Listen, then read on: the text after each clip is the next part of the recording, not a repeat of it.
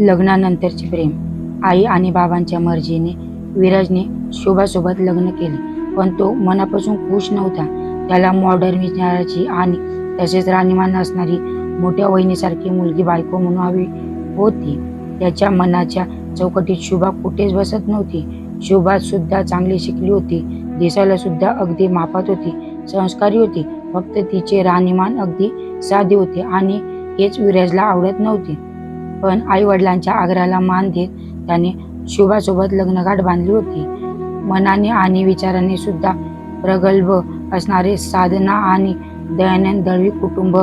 विहान आणि विराज ही 2 मुले, सगळे सुशिक्षित आणि उच्च पदावर सरकारी नोकरी असणारे.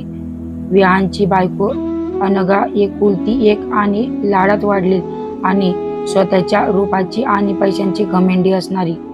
विहान सोबत लव्ह मॅरेज होऊन दळवी कुटुंबाची मोठी सून झाली, पण त्या घराची सदस्य मात्र नाही होऊ शकली. मात्र विराज आपल्या वहिनीला आदर्श मानत स्वतःच्या जोडीदाराची पण तशीच स्वप्न बघत होता. साधना आणि दयानंदला पहिल्या सुनेचा अनुभव असल्यामुळे त्यांना विराजसाठी एकत्र कुटुंबात राहणारी, मनमिळावू आणि संस्कारी असणारी शुभा पसंत पडली होती. विराज लग्न झाल्यावर आई बाबांच्या इच्छेसाठी का असेना पण तिच्यासोबत गरजेपुरतं बोलायचा. लग्न झाल्यावर पहिल्यांदा माहेरी जाऊन आल्यावर शुभाच्या संसाराला सुरुवात झाली. शुभाचा मनमोकळेपणा, स्वभाव सगळ्यांना खूप आवडला. सासूला घरातली सगळ्यांच्या आवडीनिवडी विचारून घेत ती स्वतःला त्यांच्या पद्धतीने घडवण्याचा प्रयत्न करत होती. हळूहळू सारं काही शिकत होती. घरात स्वयंपाकाला बाई असतानाही ती स्वतः सगळ्यांसाठी काही ना काही बनवून ठेवत असे. तिच्या हाताला खूप चव होती. तिच्या येण्याने घराला नवं चैतन्य आले होते. शुभाने घरातच बरेच बदल करून घर घेत सगळ्यांना पुन्हा एकत्र आणले होते. सकाळचा नाश्ता आणि रात्रीचं जेवण सगळ्यांनी सोबत करायचे असा जणू नियमच तिने सगळ्यांना लागू केला. या सगळ्यात विराज मात्र तिचे रोज एक नवे रूप बघत होता. तो त्याच्या वहिनीमध्ये आणि शुभामध्ये असणारे गुण अवगुण कम्पेअर करत होता. लग्न झाल्यावर 1 महिनाभरातच तिने तिच्या गोड स्वभावाने सगळ्यांना आपलेसे केले होते.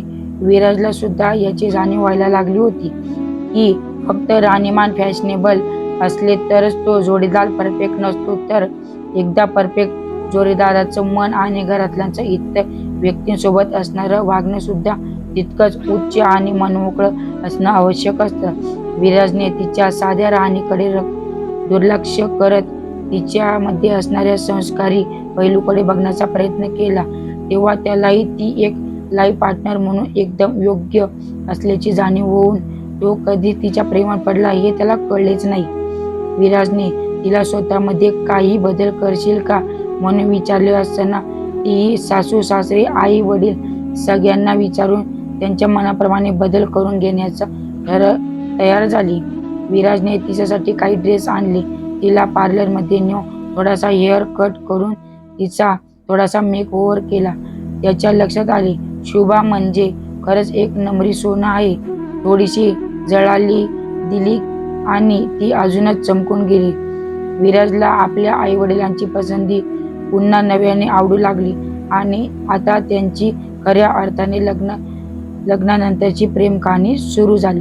तर तुम्हाला आजची गोष्ट कशी वाटली कमेंट्स करून नक्की सांगा.